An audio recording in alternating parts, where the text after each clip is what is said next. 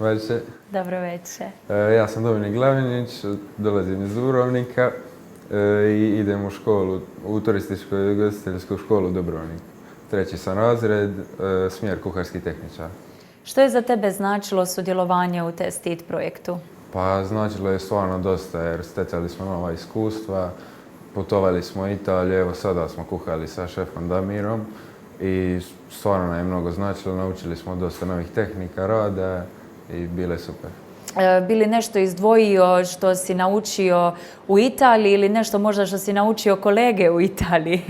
Pa mislim, dosta toga smo mi učili kolege, a naučili smo da shvatili smo da je naša škola u Dubrovniku stvarno dobra, prema drugim školama.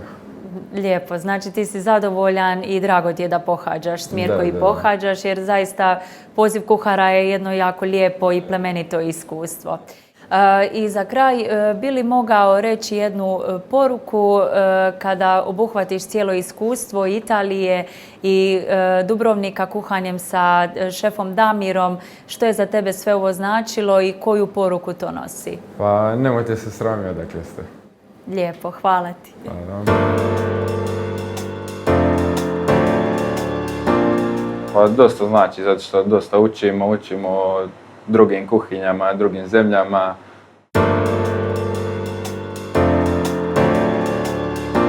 Idemo po gradovima, gledamo novu kuhinju, drugčije tehnike, različite namirnice, začinjavanje drugčije i tako.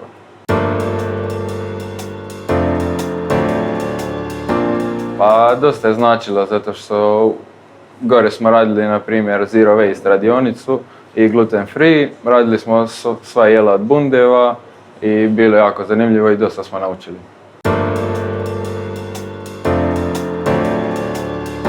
A najdraža mi je naša kuhinja, najdraže mi je to što dok si živ u kuhinji učiš.